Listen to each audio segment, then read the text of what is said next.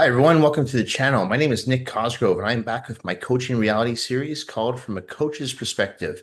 Today, I want to give you 5 tips that I use and that I use with my clients to ensure that I don't miss my workouts and that they don't miss their workouts. Now, anyone who goes to the gym will tell you, or anyone who goes to the gym that doesn't really enjoy going to the gym will tell you that 90% of the battle is just the act of going to the gym. Once they're at the gym, once they're training, it's okay, especially for people who really hate the gym. But once they're in it 10, 15 minutes into the workout, it's okay. But the act of getting to the gym, whether you're walking to the gym, driving to the gym, getting your clothes ready, getting your meals ready, for a lot of people, it's overwhelming. And for a lot of people, they'd rather just hit the snooze button, or they'd rather just go home right after work as opposed to having to fight rush hour and get to their gym and, fight for equipment and all this stuff. So I want to give you 5 strategies that I utilize for myself and for my clients to ensure that they don't miss their workouts and that I don't miss my workouts. Okay. Now, every once in a while, shit happens. We understand that, things come up, whether it's with the kids, whether it's with your job, your career, you get sick. I understand that people are going to miss the occasional workout. However, if you're someone who, let's say you have 5 scheduled workouts in a week and you're only showing up to maybe 2 or 3 of them, that's not good, right? So we want to make sure that we're focusing on the consistency factor here. Okay. So I'm going to list off the 5 tips that I recommend people do, especially with my clients, and 5 strategies that I incorporate with my clients and myself. And it seems to work for most people, but it's something that, like anything, takes practice, takes discipline, and it's focusing on building better habits. All right. So that you do not become overwhelmed or you not just give up. Okay. So we want to make sure that this becomes a lifelong commitment. All right. In order to do that, it has to be sustainable. In order for it to be sustainable, you have to work on those good habits. All right. So tip number 1 to ensure that you don't miss your workout: prepare. What I mean by this is you need to prepare the day before your workout for your workout. If you're working out on a Monday morning, you need to have everything ready to go on a Sunday night. What I mean by that, you need to have your workout attire set up in front of you. So when you wake up in the morning, whether it's laid out on your dresser, laid out on your kitchen table, wherever it may be, for you just to get up, get dressed into your gym clothes, and get out the door. All right. This is important because if you have your clothes ready, you're not, looking through the closet and the lights are off. Maybe your partner's asleep in bed, or you don't want to wake the kids, and everything's in disarray. You can't find your socks. So you have everything set up, your whole gym outfit for the day already. Okay. If you're someone who's going to the gym before work, pack a gym bag. So you have everything in your gym bag ready. You have maybe your post-workout shake, you have maybe a pre-workout meal, you have everything set ready to go so that you can just grab your bag and leave. Okay. That also goes for food. So I understand that, for a lot of people, they want to have something to eat before they go to the gym. I'm one of those people. I cook my breakfast, which is just oats, overnight oats, in the morning. So my pre-workout meal is all ready to go. So if I do decide to work out at 6 in the morning, which is rare these days, but if I do work out at 6 in the morning, I don't have to get up and make my oatmeal. It's already made. So while I'm getting everything else ready, I can eat my oats because I don't have to sit there and stir it in a pot on the stove or put it in the microwave for 3 minutes and add my peanut butter to it. That all takes time. But if I have it ready in the fridge, I just take it out and start eating it. It takes so much time away and effort from getting ready to go to the gym. All right. So if your meal is prepared ahead of time and you have your meal afterwards, your post-workout shake, post-workout meal, it's all set, it's all packed, you're done. Take it out of the fridge, put it in your cooler bag, put it in your gym bag, you're set to go. All right. So prepare ahead of time. Okay. And if you get into that habit of doing that every day before you go to bed and say, okay, now my workout attire is set up, it's either in my gym bag, or if you go to the gym right away when you wake up in the morning, you have it set up, like I said, on your kitchen table, on your dresser, wherever it's easily accessible for you. So you're not scrummaging through your closets and half of the lights are on and you can't find your socks, can't find your underwear, can't find your gym shorts, your gym shoes. Everything is set up. All right. So it becomes very almost like automatic. It's like, nope, get up, get my gym attire, brush my teeth, off I go. Done. Okay. So that's tip number 1. Prepare ahead of time. All right. Tip number 2, buy workout clothes that you like.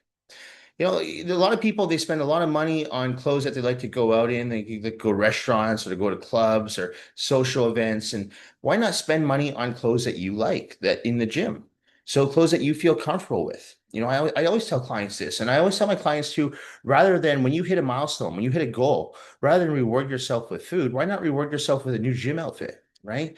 So there's a lot of, especially now in today's age, there's a lot of nice gym attire out there. I mean, I'm a big fan of Lululemon. I find their stuff works really well for me, but there's other things. There's Gymshark up there. Aritzia now has their own gym clothing brand. So, you can go with Nike, you can go with Adidas, whatever you feel comfortable in, but buy clothes that not only make you feel good about yourself, but allow you to train more efficiently. The last thing you want to wear is a heavy cotton t-shirt in the gym that's, it stinks and it smells and it's baggy on you and you're swimming in it. So buy something that fits you, buy something that you like, and it's going to allow you just to feel better when you're training. And I'm telling you, that works wonders for a lot of people because if someone is training and they feel good, guess what? It's gonna show in their workouts. They're enjoying their workouts more. They're more confident in their skin. All right. So my recommendation to anyone who really like, you want to make going to the gym a habit, buy workout clothes that you like. Right. Don't be afraid to spend a little bit of money on, something that you are trying to better your health on. All right. So I always tell my clients, if you feel guilty about spending like $100 on a t-shirt, just remember if you buy good quality gym t-shirts, for example, like a Lululemon t-shirt here in Canada, it's like $80. But that t-shirt is going to last a long time because it's good, high quality material, right? So it wicks away sweat, the odor doesn't smell. I'm not trying to advertise for Lululemon here, but you want to make sure that you're buying high quality products because if you're just using crappy old cotton t-shirts, they're going to get smelly really quickly. Okay. So you're going to put them in your gym bag and they're gonna last like 2 or 3 washes. So buy clothes that you feel comfortable in, that you look good in, and that you enjoy wearing when you train. Okay. I promise you, this will actually motivate you to go to the gym. It will, because you're gonna feel better in your skin and you're gonna feel more confident when you're training if you're wearing stuff that you actually enjoy wearing. Tip number 3, you have to, and this is probably the most important tip, you have to have a SMART goal, a specific, a measurable, attainable, a realistic, and timely goal. The reason I tell all my clients you need to have a SMART goal is because that goal is going to keep you motivated when you're not feeling motivated. That goal is going to keep you disciplined when you don't want to be disciplined. That goal is going to make sure that you get up at 5 in the morning when you want to hit the snooze button and sleep in till 6 or 7 in the morning. Okay. That goal is going to stop you from having that slice of pizza.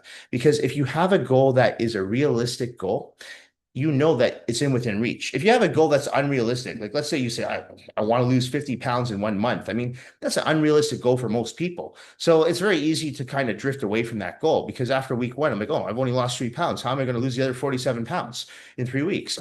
It's not a realistic goal. So you don't want to pick a goal that's unattainable. You want to pick a goal that is attainable. And that goal could be something so simple as, hey, you know what? This week, my goal is to get to the gym 5 days a week. That's my goal. 7 days in a week. I want to get to the gym 5 of those days. You accomplish that goal, great. Let's set a new goal. And that's the way I set goals with clients. I'm like, let's set small goals first. Whenever I get a new client, I don't say, well, let's set a massive goal that you're going to do a bodybuilding competition and you've never set foot in a gym. No, no, no. Let's just get you in the gym. That's going to be your first goal. Let's make sure you show up to your workouts on time. Let's make sure that you can finish the whole workout without getting sick or nauseous, or you just stop because you're too fatigued. Okay. Those to me are all small wins, but those small wins add up. Right. So you want to have a SMART goal that's going to be your reason to get out of bed in the morning and to get to the gym. It's just like your job. A lot of times you probably don't feel motivated to go to work, but for most people, your work is your livelihood. You don't go to work, you don't get paid. You don't get paid, you're gonna be living on the streets, right? For most people, right? So you want to make money, you got to go to work. So same thing. You want to build a body, you want to improve your health, you got to go to the gym. All right. Or you got to go for a run. You got to do something that's going to make your body move, exercise, right? So setting a SMART goal, a specific, measurable, attainable, realistic, and timely goal is of the utmost importance. And to me, of the 5 tips I'm giving you, that is the most important one.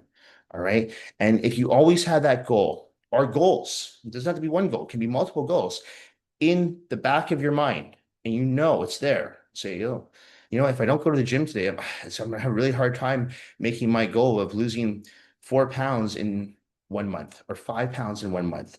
Or if I am training for a bodybuilding show, if I skip that maybe 1 or 2 workouts or that cardio session, or I have a few cheat meals, maybe that's why I'm going to place 4th place and not place 1st place, right? So in the back of your mind, it's always there. And like, I want to do better. Okay. So have a goal. I know for me, when I just finished my last show 2 months ago, having that show in mind kept me disciplined and kept me motivated. I'm already a fairly disciplined and self-motivated person, but knowing that I'm going to be up on stage at 40 years old 90% naked, just wearing my little posing trunks, you're damn right I want to look good. So for me, it was very easy to be like, yeah, no, I gotta go do my 90 minutes of cardio. For me, I was like, yeah, I'm not gonna miss a workout. For me, like, yeah, I don't need the slice of pizza.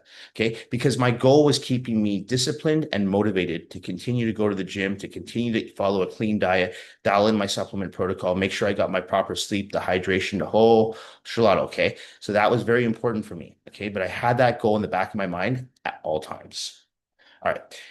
Tip number 4, have someone that holds you accountable.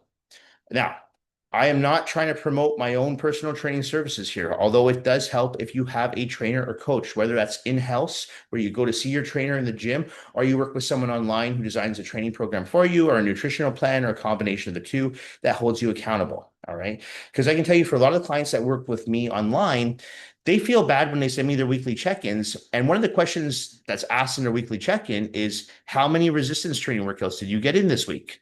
If the answer is 0, they have to put that down. And then when they go on, if say someone's trying to lose weight and the answer is 0 there, I'm like, you didn't get your workouts in. They know this. And sometimes when you see it in front of you on, well, not on paper, but on email or whatever you're jotting it down on, it's like it's right there. You can't ignore it. So yeah, the reason why you did not achieve your goal this week of losing, let's say, a pound and a half or 2 pounds, or maybe it was gaining weight, whatever your goal is, well, you missed your workouts. You had 2 cheat meals instead of 1 cheat meal. You didn't follow the nutritional plan 90%. You followed it 60%. So all those metrics tell us what's going on, right? It's all data that I use. And my clients are adults, so I don't scold them and go, well, you need to get better on your workouts. They know this. They know if I give them a 5-day training split, they know they have to do 5 days training splits. They're not kids. So they didn't get it, but they see it when they're doing their check-ins. And they know it's almost like a sense of guilt. Because I know when I've worked with coaches in the past, it's almost a sense of guilt when I send them my check-ins. I'm like, yeah, this is my earlier days. I'm like, yeah, I didn't do that. It's like not doing your homework, right? Of course, you're probably not going to do well in the test. You didn't do your homework, right? So it's making sure that you check all your boxes. So having someone there to hold you accountable, whether it's a trainer, an online coach, a friend, or family member, that can make a world of difference as well. The problem, though, with having a friend or family member hold you accountable, if they themselves are not accountable, that can become detrimental to your results. So, for example, if you have a training partner who is non-committal to the gym or shows up 15, 20 minutes late to your sessions, that person is not really going to hold you accountable. They can't even hold themselves accountable. But if you have someone that matches your work ethic, matches your own like intensity in the gym, matches your own discipline, that's great. But that's difficult to find. Trust me, for someone who's had probably about a handful of training partners over 25 years, I've had really good training partners, but I can honestly say I can count them on one hand. I've had about 3 to 4 really good training partners that were just as disciplined as I was, just as motivated as I was. But honestly, for most people, it's very difficult. So if you have someone like that in your corner, you're very lucky because most people don't. And if you have someone who you think is going to hold you accountable, but after a week or two, they fall off, or after maybe you guys work out, like, wow, let's go to like Denny's or something, let's have a grand slam. We deserve it. And like, no, no, no. That person doesn't have your best interests at heart. They don't really have their own best interests at heart. So that is someone who I feel will be an anchor to your progress. So you need to cut that anchor.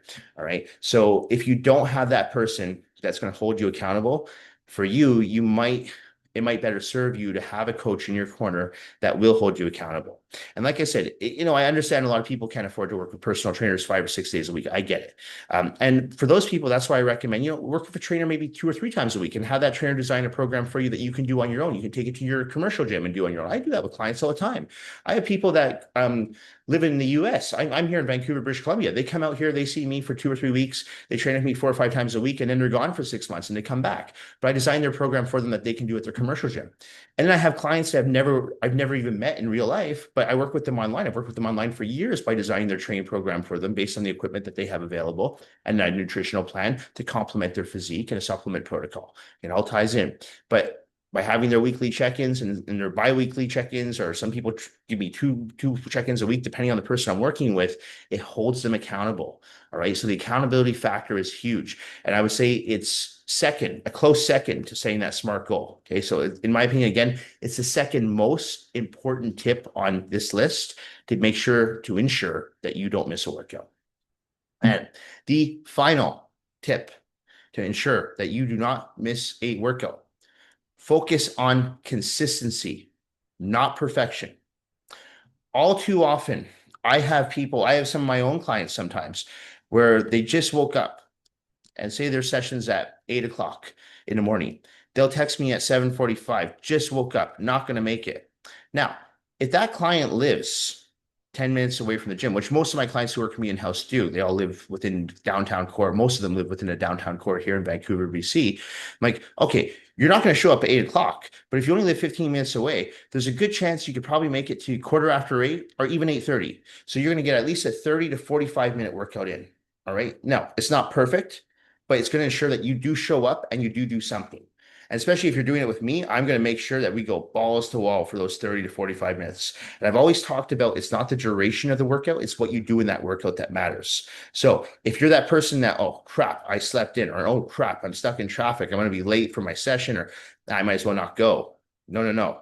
Hey, if you prepared the day before and you had your clothes ready and you had your meal ready, it should be boom, jump out of bed, brush your teeth, get ready, go. Okay, you can have a shower after your workout at the gym. Done. All right. So even if you miss the first half of your workout, you still have 30 minutes on the clock, right? Whether you're working with a trainer or not, you can still do it. So rather than focus on, it's not going to be a great workout because I can't get my whole 60 minutes in, I'm like, well, screw that. Who cares about that? You know how many times that I've looked at my schedule and I'm literally in meetings, online sessions, in-house sessions from 6 in the morning till 8 p.m. at night. I'm like, where am I going to squeeze something in? And I might see a little block where I've got 35 minutes at maybe 11:25 to 12 o'clock. I'll work out. I'll shut everything down. I don't answer emails. I don't answer text messages. Headphones go on. I just go all in on my workout. Now, I know I work in a gym, so I have the luxury of just transitioning right to working with a client to training myself. But I tell you, that's not always easy either because you're in the same place. You don't have that, you look at that separation, you're always there. So even though I can say, well, it's easier for me, sometimes it's not because if I've just spent 6 hours working with people, the last thing I want to do is stay in the same place I've been training people. And I'm going to do another 6 hours working with people online in the same facility. So, it can get very redundant. So it's not as easy as some people might think. Yes, it's easier that I don't have to commute from place to place, but at the same time, I don't chase perfection. I just chase the consistency factor. So even if I only get in that 35-minute workout, hey, I still got in my workout today. Hey, I still exhausted my muscles because in my mind, if I'm only going to get a 35-minute workout in, you better believe I'm going to go all out. I'm going to go twice as hard in 35 minutes than I would in 60 minutes. I'm not going to be resting as long. I'm probably going to be dropping the volume, so I'm going to be training much more intensely. And I'm knowing in the back of my mind that, hey, I can only have 35 minutes, so I have to go all out here, okay? I can rest afterwards, and that works. So whenever I have a client that does send me that text message, I'm not going to make it. I'm like, but you can make it. And even if it's only for 30 minutes, that's better than not coming at all. It is, all right? So always focus on the consistency factor and not the perfection factor. It's the same thing I tell my clients I work with online who train at commercial gyms. And they'll tell me, I didn't end up doing leg stakes. I got to the gym and the squat racks were taken and the leg press was full. And I'm like, that to me sounds like a BS excuse. Because listen, if you're working with me, whether you're online or in-house, I teach my clients that it's not the exercise that's important, it's working the muscle bellies. So if that squat rack is in use and that leg press is in use, why not go to the hack squat? Why not go to leg extension? Why not do some walking lunges until the piece of equipment becomes available? Ask the person who's using it, how many more sets do you have? They might say 3 or 4. Great. Do you mind putting my towel on that when you're done so I'll have it after you? Now go do another exercise. Simple. I worked in commercial gyms for years. That's all I used to do. I never focused on the exercise because I wasn't chasing perfection. I wasn't chasing the perfect workout where I would do my squats, my leg press, my hack squats, my lunges, leg extensions. Off I go back home because sometimes that didn't happen because there's other people in the gym, other people who are sharing the space with you. So because you're sharing the space with other people, your workout might not always go to plan, and that's okay. Okay. You have to get rid of this OCD mentality that it has to be perfect. It doesn't have to be perfect. It just has to be consistent. Do you think your legs really know if you squatted first or lunged first or did leg extension? No, they don't know. Okay. As long as you're trained into the failure, that's all that matters. Okay. And I've talked about this for years, how there's times I've gone to commercial gyms. Let's use the leg workout again as an example, where I talked about how I squat 315. That's my max weight for squatting 10 reps, drops it at the end. I like to start my leg workouts off with that. But you know what? When I worked at commercial gym, sometimes I had to finish my leg workouts off with that. And you know what? I was twice as sore because I did my workouts backwards. My body wasn't used to it. I got great results. Okay. So you have to stop chasing the perfect workout. or the perfect training session or the perfect time, and just focus on the consistency. Once your mindset switches to that, nothing's going to bother you. Nothing's going to irritate you. If you show up 15 minutes late for your session, or you have to cut a workout short, or everything's in use, nothing bothers you because you're not focused on the duration of a workout. You're not focused on the exercise selection. You're focused on training the muscle bellies in the most intense way possible so you can get in and out of the gym in the quickest and most efficient way possible. So you're building and maintaining a solid, lean, dense, healthier physique. Anyway, that's it for my 5 tips on how to ensure that you do not miss your workouts. As a reminder, if you have any questions related to your nutritional plan, your workout program, supplements you are currently taking, not taking, or considering taking, please feel free to email me those questions at nick@foreverfitperformance.com, or you can DM me your questions on my Instagram at @fitcosgrove_. Please like and subscribe to the channel if you haven't already. I truly do appreciate all the support and all the feedback that I receive from each and every single one of you. This episode will be going out on Wednesday, June the 24th. Okay. Thank you all again, and I will see you all next week for Monday's No Filter Q&A. Bye for now.